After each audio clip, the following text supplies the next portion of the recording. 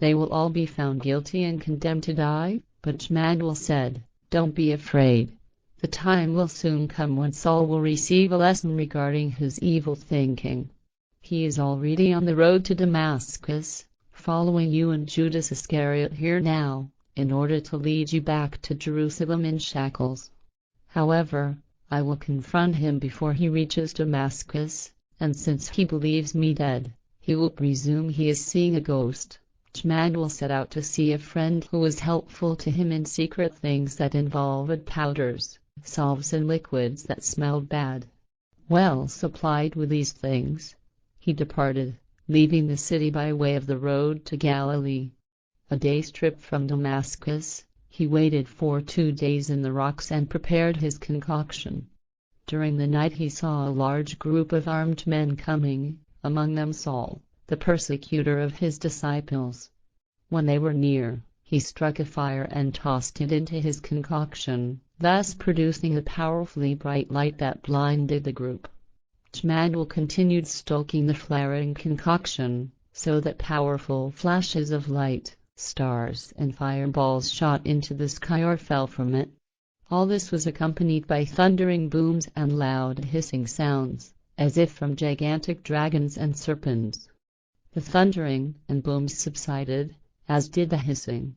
The blinding flashes and the multicolored fires died down, yet stinging smoke continued to cover the land and caused the group to cough and shed tears. Then Jmmanuel called out, "Saul, Saul, why do you persecute my disciples?" But Saul was afraid and fell to the ground, crying out, "Who are you who speaks to me like this?" And Jmmanuel answered, saying, "I am Jmmanuel whom you persecute in your hatred, along with my disciples. Get up, go into the city and let yourself be taught how you should live." Saul was very afraid and said, "But you are the one who was crucified. So you are dead and must be speaking to me as a ghost." However, Jmmanuel did not answer him. He left and headed for Damascus. But the men who were Saul's companions stood still, petrified with fear, because they also believed they had heard a ghost. Saul got up from the ground and opened his eyes. However, he saw nothing because his eyes were blinded, for he had stared directly into the bright light Jmmanuel had generated. His companions then took him by the hand and led him to Damascus, and for 3 days he saw nothing, ate nothing and drank nothing. However, one of Jmmanuel's disciples came to Saul and preached to him the new teachings, and gradually he accepted them. But because of the events by the rocks, his mind was slightly confused. He misunderstood much and spoke incoherently. Somewhat confused in his mind, he went away and preached incoherent nonsense to the people. Jmmanuel, however, remained in Damascus another 30 days and made it known that he would be leaving the country and traveling to the land of India. His mother Mary came from Nazareth and set out on the road to the land of India with Jmmanuel, his brother Thomas, and Judas Iscariot. And Jmmanuel began to preach again and teach the people wherever he encountered them along the way and in any settlement he came to. There was a new strength within him and his teachings were more powerful than before. Chapter 34. Teaching about Creation. Jmmanuel preached powerfully, saying, "Behold, creation stands above humanity, above God and above everything. It appears to be perfect by human comprehension, but this is not so. Since creation is spirit and thus lives, even it must forever perfect itself. But since it is one within itself, it can perfect itself by way of its own creations, through the generation of new spirit forms that dwell within humans, give them life, and evolve towards perfection through their learning. The newly generated spirit is part of creation itself, however, it is a knowing down to the smallest iota. When a new spirit is created, which is still unknowing in every way, it lives in a human body and begins to learn. Persons may consider the unknowing spirit as stupid and say that the individual is confused. But it is not, because it is only a knowing and devoid of knowledge and wisdom. Thus may this new spirit live a life within a human being in order to gather knowledge. Then, when this spirit enters the beyond, it is no longer as a knowing as it was at the time of its beginning. And it returns into the world and lives again as a human being, but is no longer quite as a knowing as it was at its beginning. Again it learns and gathers further knowledge and new wisdom, and thereby increasingly escapes from ignorance. So, after many renewed lives, the time comes when people say that this spirit is normal and not confused. But this is neither the end of the spirit nor its fulfillment, because, having become knowing, the spirit now seeks the greatest wisdom.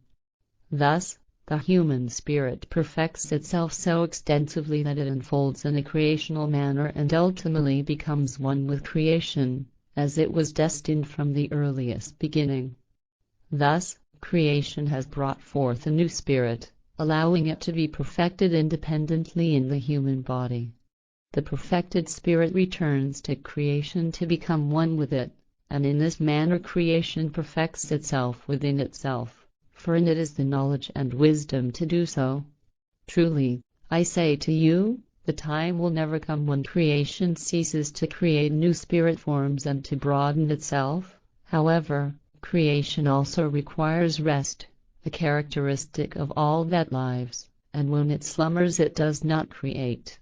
Just as human life has day and night and is divided into work and rest, so creation also has its times of work and rest.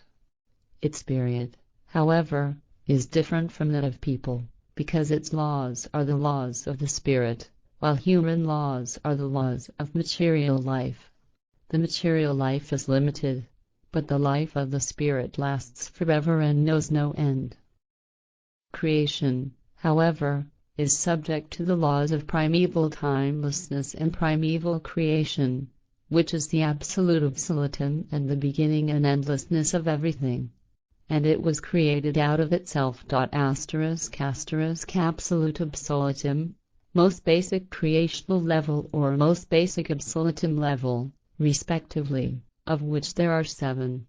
From the highest absolutum level down to the lowest the following sequence is valid, being absolutum, Zohar absolutum, super absolutum, creative absolutum, central absolutum, or equals primal, original, prime, absolutum, and absolute absolutum.